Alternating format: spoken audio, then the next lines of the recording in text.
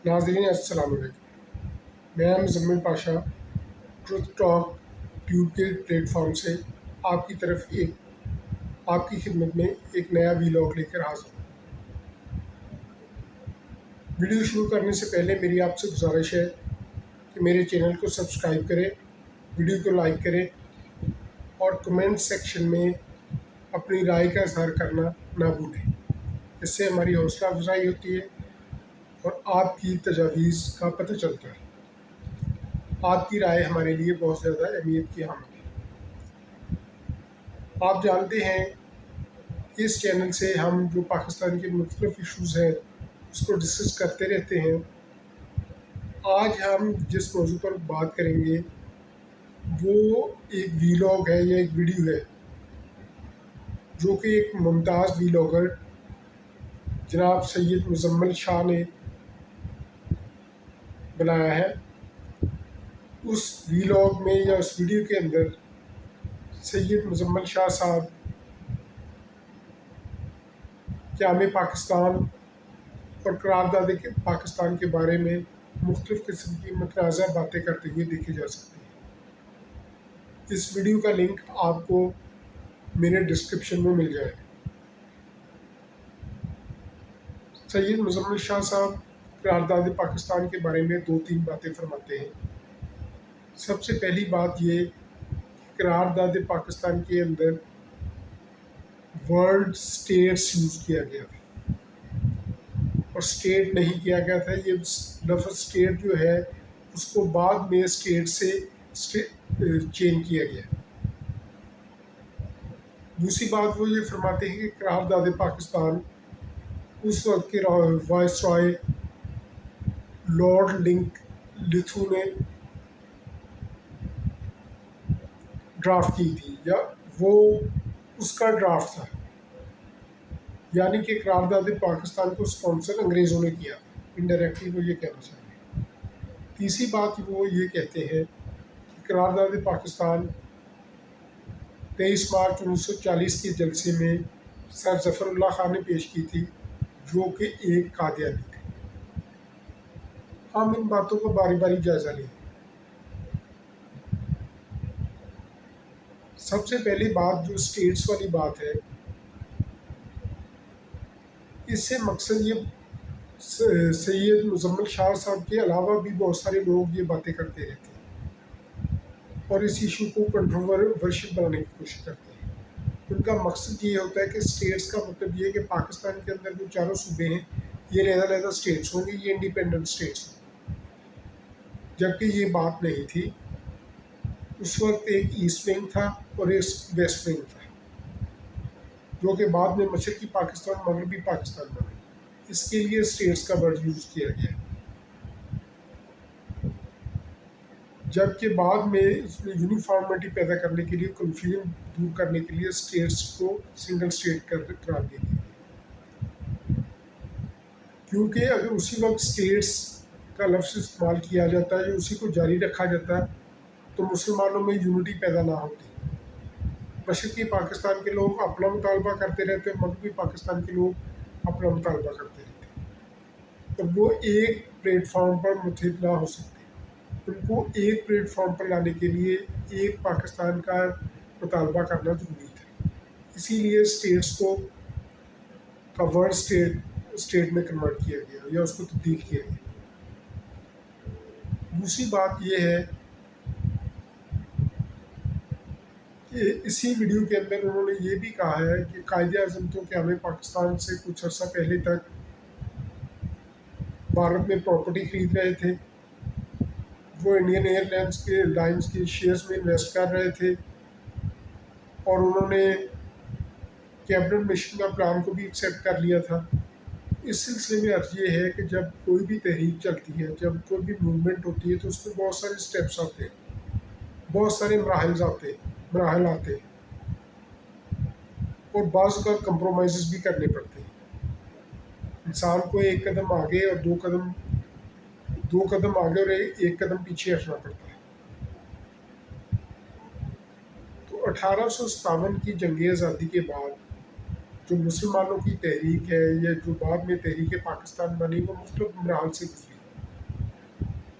ہمیں یاد ہے کہ شروع میں سر سید احمد خان بھی ہندو مسلم اتحاد کے حامی تھے، لیکن پھر ان کو اپنا موقف بدلنا پڑا۔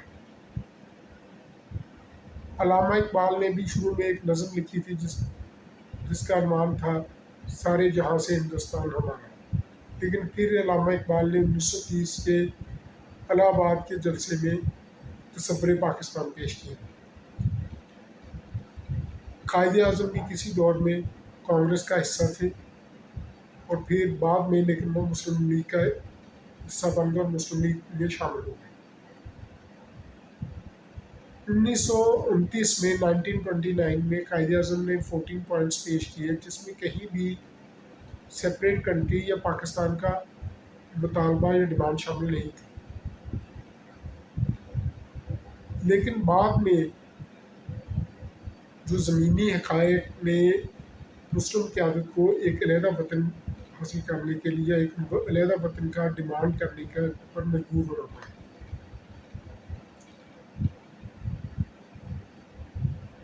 ہمیں یہ بات یاد رکھنی چاہیے کہ پاکستان بننے کی دو بڑی وجوہات۔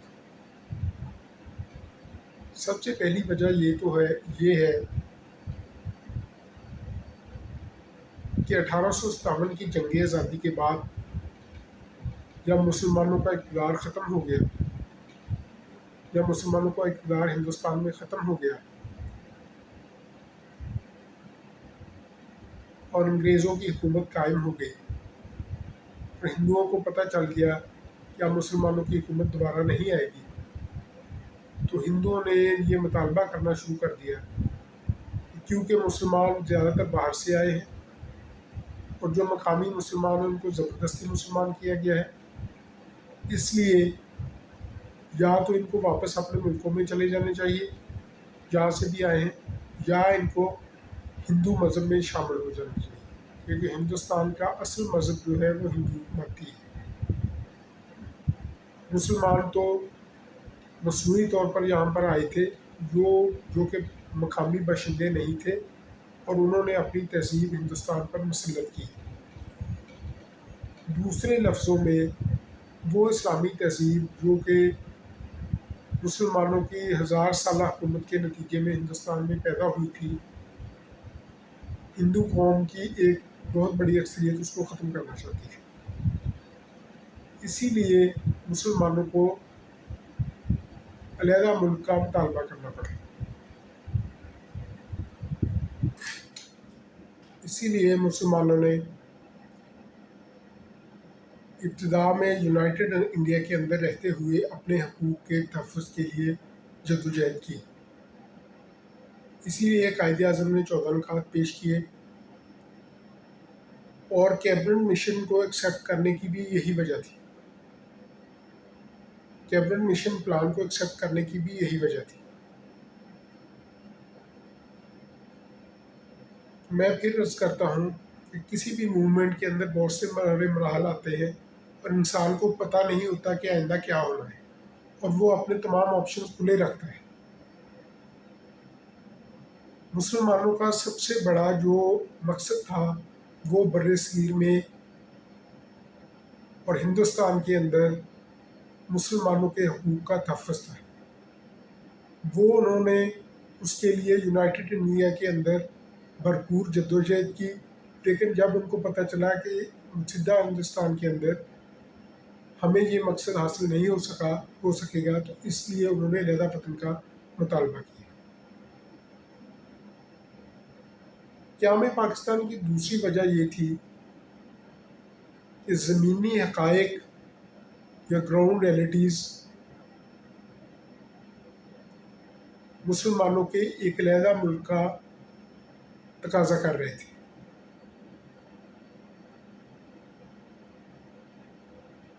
یہ مسلمانوں کی جو 1000 سال تک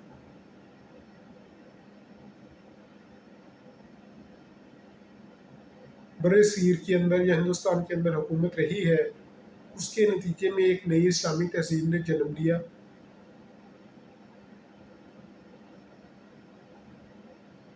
پنجاب، سندھ، بلوچستان اور NWFP مغرب میں، اور ایسٹ بنگال مشرق میں اس تہذیب کے مرکز تھے،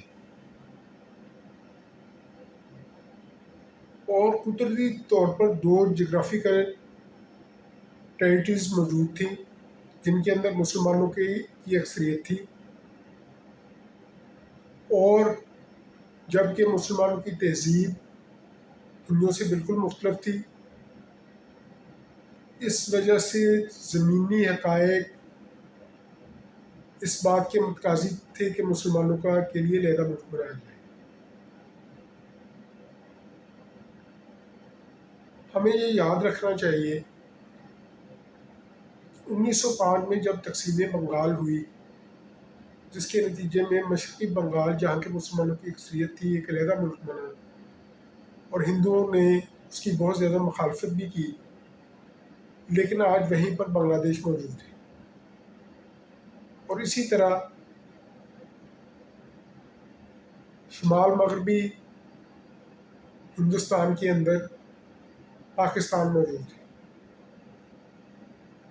جس کا مطالبہ 1930 میں علامہ اقبال نے اپنے جلسے میں کیا۔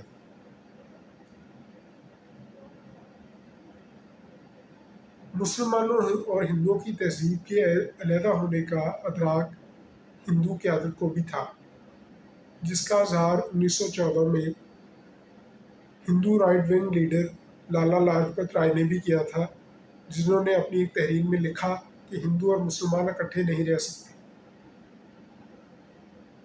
اسی طرح 1932 میں یا ارلی 30s کے اندر چودھری رحمت علی نے لفظ پاکستان کو قائم کیا اور پاکستان کا تصور کو آگے بڑھایا۔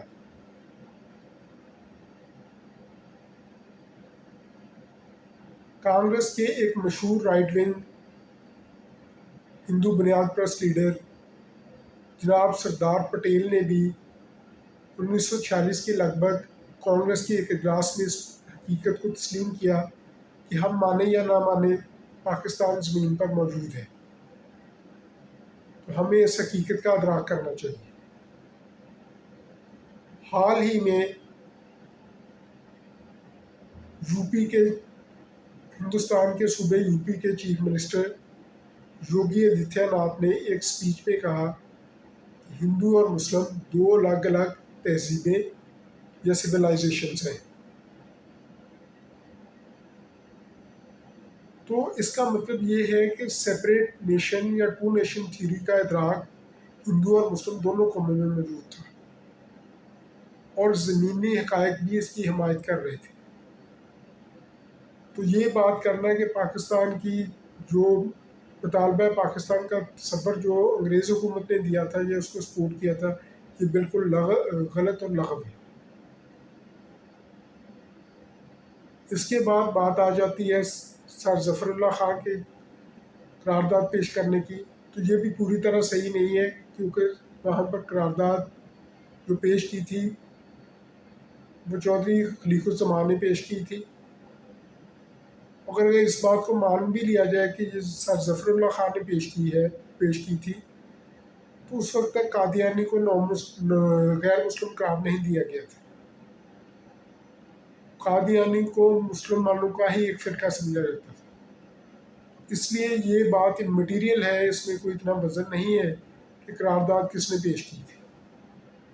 اصل چیز یہ ہے کہ پاکستان نے بننا ہی تھا۔ اس سے آگے چل کر جو اصل مسئلہ ہے کہ پاکستان کے اندر قیام پاکستان کے بعد سیاسی اور معاشی استحکام پیدا نہیں ہو سکا۔ اس کی بہت ساری وجوہات ہیں، اور ان میں سے ایک وجہ یہ ہے کہ بھارت نے کبھی بھی پاکستان کو دل سے تسلیم نہیں کیا۔ بھارت نے پہلے دن سے پاکستان کے لیے بہت ساری مشکلات پیدا کرنے کی کوشش کی، جن میں سے ایک مسئلہ جو کہ آج تک موجود ہے وہ مسئلہ کشمیر ہے، اور دوسرا مسئلہ جو کہ مسئلہ افغانستان ہے۔ ان دونوں مسائل کے اندر ڈائریکٹلی یا انڈائریکٹلی طور پر بھارت انوالو رہا ہے۔ اور ان دونوں کی مسائل کی وجہ سے ہی پاکستان کے اندر سیاسی اور معاشی استحکام پیدا نہیں ہو سکا. پاکستان کے اندر مذہبی انتخاب پسندی بھی بڑی اور جہادی کلچر بھی آیا. تو پاکستان میں سیاست اور جمہوریت کی بجائے ملٹری اسٹیبلشمنٹ مضبوط ہوئی. پاکستان کو اپنے دفاع پر بہت زیادہ خرچ کرنا پڑا، اور یہ دونوں مسائل یعنی کہ کشمیر اور افغانستان کا ایشو پاکستان پر امپوز کیے گئے. اگر یہ دونوں مسئلے نہ ہوتے تو شاید پاکستان کی حالت اس سے بہت بہتر ہوتی. ہم جانتے ہیں، میں نے جیسے پہلے ہی ذکر کیا، کہ بنگلہ دیش آج بھی ایک مسلم اکثریتی ملک کے طور پر موجود ہے، اور وہ وہیں پر موجود ہے جہاں پر 1905 میں مشرقی بنگال کو سیپریٹ کیا گیا تھا. لیکن آج کل بنگلہ دیش کا کہا جاتا ہے کہ بنگلہ دیش کی جو اکانومی ہے وہ پاکستان سے بہتر ہے. اس کی وجہ یہی ہے کہ بنگلہ دیش کا کوئی ایسا کشمیر جیسا کنفلکٹ یا افغانستان جیسا کنفلکٹ نہیں ہے جس سے بنگلہ دیش کو جس کا سامنا بنگلہ دیش کو ہو.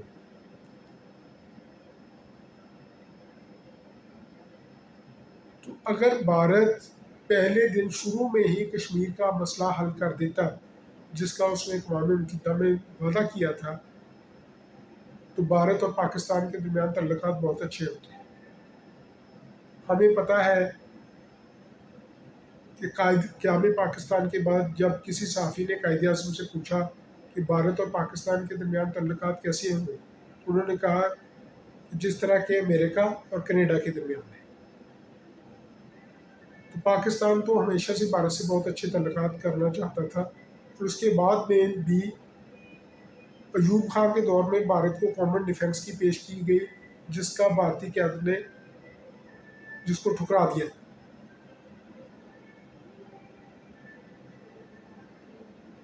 آپ اگر کشمیر کے مسئلے کو ایک طرف بھی رکھ دیں، اور اگر ہم سیاچن گلیشیئر کی بات کریں، تو ہمیں سوچنا چاہیے کہ وہاں بھارت کی فوجیں کیا کر رہی ہیں. لیٹ 80s سے لے کر آج تک وہاں بھارت کی فوجیں موجود ہیں، اور اسی لیے پاکستان کو بھی اپنی فوجیں وہاں پر ڈپلوائے کرنی پڑی، جس پر آج تک پاکستان کے کم از کم $7 to 8 بلین خرچ ہو چکے ہیں. یہ رقم پاکستان کی معاشی ترقی پر بھی خرچ ہو سکتی ہے. یعنی کہ بھارت نے پاکستان کو اس طرح کے مسائل میں الجھائے رکھا جس سے پاکستان میں سیاسی اور معاشی استحکام پیدا نہیں ہو سکا. اسی طرح افغانستان کا ایشو ہے. افغانستان وہ ملک ہے جس نے 1947 کے بعد افغانستان واحد ملک تھا جس نے پاکستان کو تسلیم کرنے سے انکار کر دیا، اور پاکستان کی UNO میں شمولیت کی مخالفت کی تھی. اور بعد میں بھی افغانستان کے مختلف حکمران پاکستان کے لیے پختونستان کا مسئلہ پیدا کرتے رہے. 1979 کے بعد جب سوویت یونین کی فوجیں افغانستان میں داخل ہو گئی، تو پاکستان کو اپنی بقا کے لیے افغانستان میں جہاد کی حمایت کرنی پڑی، کیونکہ پاکستان کے مشرق میں بھارت تھا جو کہ ایک دشمن تھا، جس نے 71 میں پاکستان کا ایک بازو الگ ہونے میں اپنا ایک بڑا منفی کردار ادا کیا تھا. اور دوسری طرف اب سوویت یونین آ کے بیٹھ گیا تھا افغانستان میں، مغرب کی طرف، پاکستان کے مغرب کی طرف سوویت یونین آ کے بیٹھ گیا تھا، جو 70s اور 80s میں بھارت کا اتحادی تھا. اور 71 کی وار میں سوویت یونین نے بھارت کی حمایت کی تھی اور بھارت کو پوری فوجی امداد بھی مہیا کی تھی.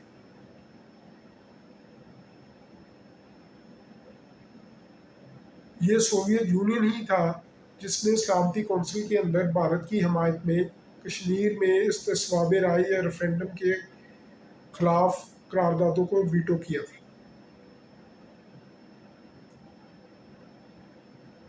اس لیے پاکستان کو دونوں طرف سے اپنے دفاع کے لیے جنگ لڑنی پڑی اور اپنے دفاع پر خرچ کرنا پڑا.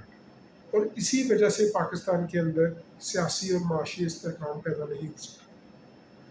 یہ جو بھارت نواز لوگ ہیں جو کہ بھارت کے اندر یا پاکستان کے اندر ہیں، یہ بھارت کی حکومت سے ان ایشوز پر بات کیوں نہیں کرتے؟ وہ یہ بات کیوں نہیں کرتے کہ بھارت کشمیر میں ریفرینڈم کروائے؟ کیا بھارت نے جوناگڑھ میں ریفرینڈم نہیں کروایا تھا؟ بھارت کی فوجیں سیاچن گلیشیئر میں کیا کر رہی ہیں؟ وہاں کیا کوئی ٹیررزم ہے یا کوئی آتنکواد ہے؟ لیکن یہاں پر صرف یک طرفہ اور فیک پروپیگنڈا کیا جاتا ہے، جس کے ذریعے پاکستان کی معصوم اور بولی بالی نوجوان نسل کو گمراہ کیا جاتا ہے۔ تو میری تمام اس طرح کے حضرات سے گزارش ہے کہ وہ فیکٹس پر بات کریں، لوگوں کو گمراہ نہ کریں، کیا ہمیں پاکستان کے بارے میں کنفیوژن پیدا نہ کریں۔ پاکستان اور دو قومی نظریہ ایک حقیقت ہے، آپ اسے چاہے خواہ مانیں یا نہ مانیں۔ پاکستان کی ایک بہت بڑی اکثریت آج بھی پاکستان سے محبت کرتی ہے۔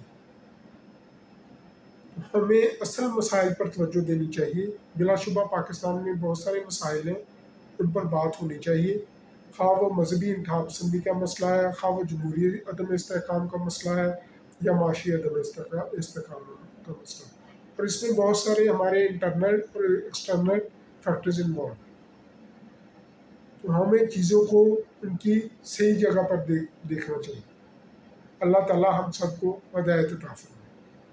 شکریہ۔